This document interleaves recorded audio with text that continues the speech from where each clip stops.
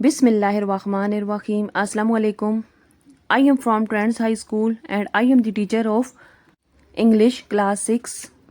Students, let's start our lecture number 5. Chapter number 1, Nicobobinus. जैसे कि पिछले लेक्चर में मैंने आपको चैप्टर निकोबोबिनस की रीडिंग करवाई थी, पेज नंबर 8 और पेज नंबर 9 की। उसमें मैंने आपको बताया था कि निकोबोबिनस किस तरह से एक कोठरी में फंस जाता है और जब वहां से उसको चोर दरवाज़ा नज़र आता है तो वहां से सीढ़ियाँ उतर के नीचे की तरफ गहराई में चला जाता है। उसके पीछे पीछे वो आदमी भी जो उसके पीछे भाग रहा होता है सीढ़ियाँ उतरकर उस तक पहुंच जाता है।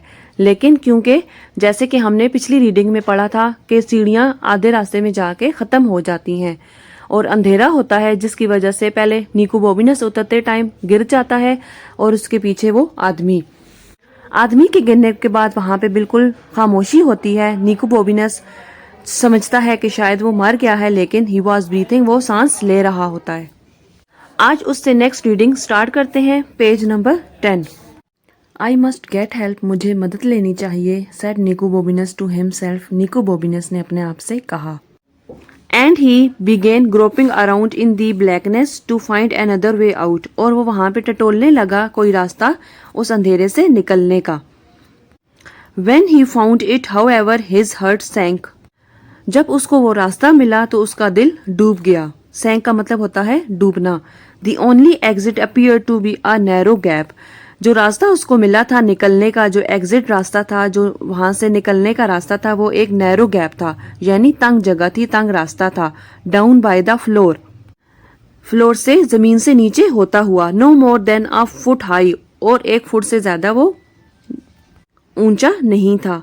आई can't squirm through that in the pitch dark, मैं बल खाता हुआ इस पिच रास्ते से, इस अंधेरे चिपचिपे रास्ते से नहीं गुजर सकता। ही सेड टू हिमसेल्फ, उसने अपने आप से कहा। But at that very moment, लेकिन उसी लम्हे ही हर्ड रोजीज चीयरफुल वॉइस, उसको रोजी की चहकती हुई आवाज सुनाई दी, जो कि कह रही थी saying you can do it, कि तुम ये कर सकते हो। Nicobobinus spun round and there to his immense surprise, Nicobobinus एकदम से घूमा जहां से उसको आवाज सुनाई दी। And there to his immense surprise, वो एकदम से हैरान हो गया। वाज नथिंग, वहां पे कुछ भी नहीं था। नो रोजी नो एनीबॉडी, ना ही रोजी और ना ही कोई और शख्स, बल्कि उसका वहम था, बल्कि उसके दिल से जो है वो आवाज आ रही थी। जिस तरह से हर मुश्किल में या परेशानी में रोजी उसको कहती थी कि तुम ये कर सकते हो, इस टाइम पे भी निकोबोबिनस को यही आवाज सुनाई दी। But I don't know if it leads anywhere, लेकिन मैं ये भी नहीं जानता कि ये रास्ता किस तरफ जाता है। He said to the voice in his head, वो आवाज जो उसके दिमाग से आई थी, उसके दिल से आई थी, उसने उसको बताया या जवाब दिया।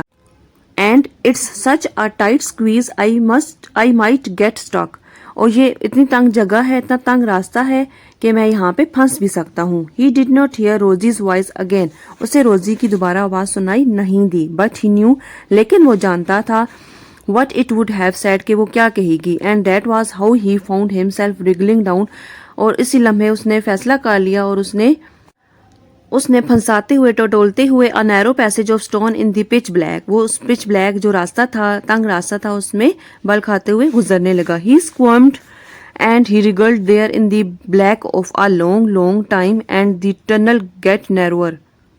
wriggling का भी मीनिंग होता है बल खाना या रगड़ना। जिस तरह से लेट के मूवमेंट करके कोई आगे की तरफ मूवमेंट करता है, वो होता है रिगलिंग या स्क्वर्म। तो निकोबोबिनस जैसे जैसे बल खाते हुए आगे की तरफ जा रहा था, तो बहुत टाइम के बाद जो टनल थी, जो रास्ता था, वो और ज्यादा तंग हो गया। until he could hardly inch along it, यहाँ तक कि वो इस लम्हे तक पहुंच गया कि वो रास्ता बिल्कुल थोड़ा सा इंच तक रह गया, जहाँ पे वो मुश्किल पूरा आ सकता था। आई एम गोइंग बैक, मैं वापस जा रहा हूँ। ही सेड टू हिमसेल्फ, उसने अपने आप से कहा। बट ही डिड नॉट, लेकिन उसने ऐसे किया नहीं। ही जस्ट केप्ट रिगलिंग, बल्कि वो आगे ही बढ़ता रहा बल खाते हुए, एंड स्क्विमिंग, और बल खाते हुए, अनटिल सडनली, जहाँ तक कि अचानक he found he could stand up, उससे महसूस हुआ कि अब वो खड़ा हो सकता है।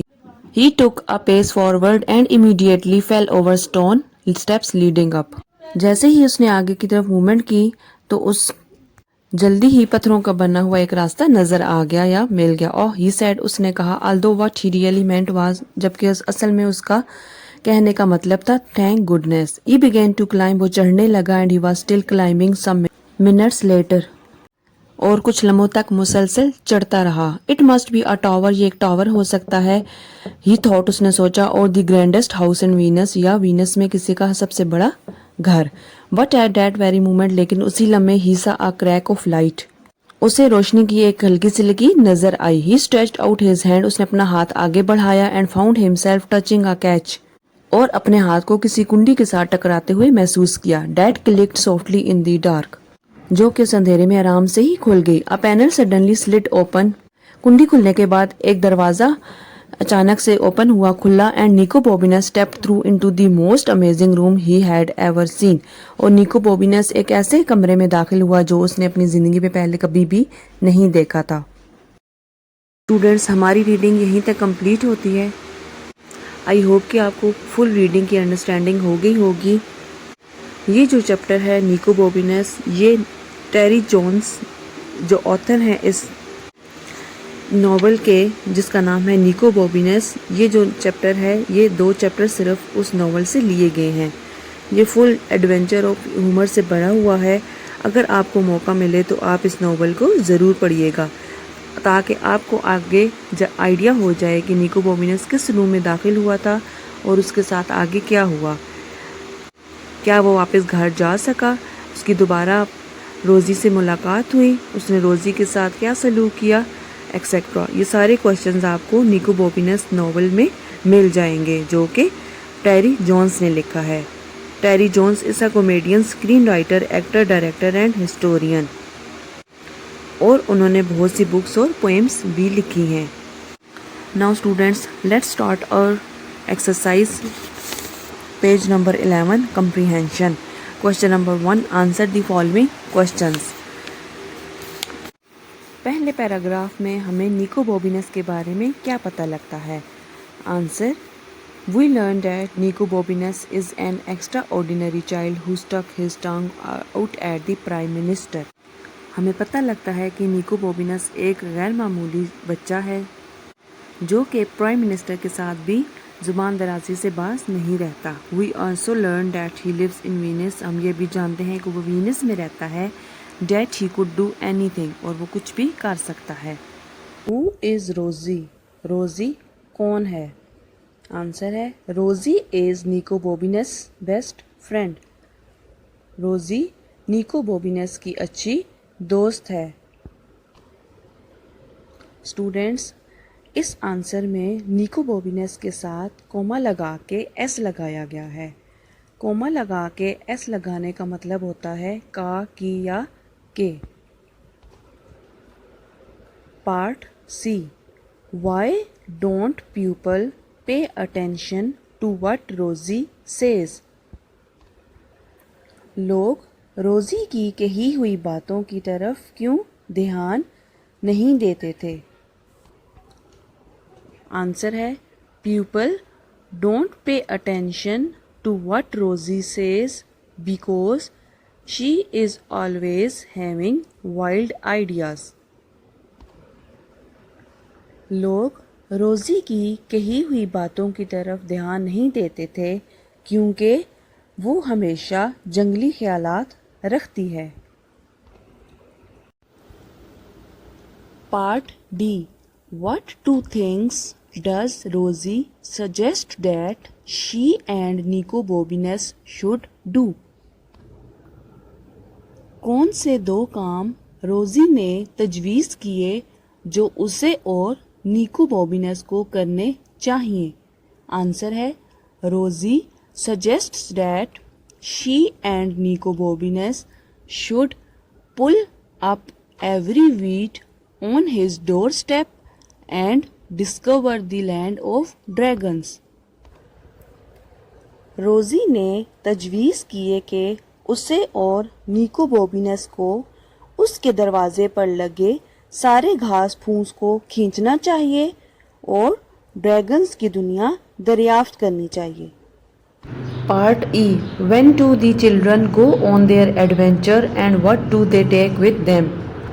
चिल्ड्रन अपने सफ़र पर किस वक्त निकले और वो अपने साथ क्या लेकर गए? आंसर है the children go on their adventure the next morning when it is just starting to get brighter they take bun and lemonade with them. बच्चे या चिल्ड्रन अगली सुबह अभी जब हल्की सी रोशनी हुई थी तब निकले और वो अपने साथ बंस और लीमू की शिकंजबीन लेकर गए। Part F. Who do they meet on their journey? Say what happens at each of the two encounters. अपने सफ़र के दौरान उनकी मुलाकात किससे हुई और दोनों दफ़ा उनके साथ क्या हुआ? आंसर है They meet the night watchman and a dog on their journey. The night watchman tries to stop them from going on their adventure. Rosie trips over the dog and it barks at them. It notices the buns and starts to eat them. अपने सफ़र के दौरान उनकी मुलाकात एक चौकीदार और एक कुत्ते से हुई। चौकीदार ने उन्हें इस सफ़र पर जाने से रोकने की कोशिश की और रोज़ी फिसलकर कुत्ते पर गिर पड़ी और वो इन दोनों पर भौंकने लगा। फिर जब बंस की तरफ ध्यान गया तो उन्हें खाने लगा। Part G. How does Nico Bobinus escape from the man in the orchard? उस बाग में से निको बॉबिनस उस आदमी से कैसे बच निकला? आंसर है Nicobobinus escape from the man in the orchard by doubling himself up and going backwards as fast as he could. Nicobobinus उस बाग से उस आदमी से ऐसे बच निकला कि वो पहले दोहरा हुआ, उल्टी तरफ घूमा और जितना तेज़ वो भाग सकता था वो भागा, जिसकी वजह से वो आदमी अपना बैलेंस बरकरार ना रख सका और गिर गया था। क्वेश्चन 8 है how does Nicobobinus get out of the well? वो उस कुएं से कैसे निकला? He squirms through a long narrow passage made of stone. वो एक तंग रास्ता जो कि पत्थरों का बना हुआ था उसमें से बल खाते हुए निकला। स्टूडेंट्स, ये आज का हमारा लेक्चर था जिसमें आपको रीडिंग भी कंप्लीट करवा दी और कंप्रीहेंशन के क्वेश्चन आंसर्स भी करवा दिए। आई होप कि आपको इसकी अंडरस्टैंडिंग हो गई होगी। आपने इन क्वेश्चंस को ज़ुबानी याद भी करना है और अपनी कॉपी पर लिखना भी है। इंशाल्लाह नेक्स्ट लेक्चर में हम अपनी नेक्स्ट एक्सरसाइज स्टार्ट करेंगे। अल्लाह हाफिज़।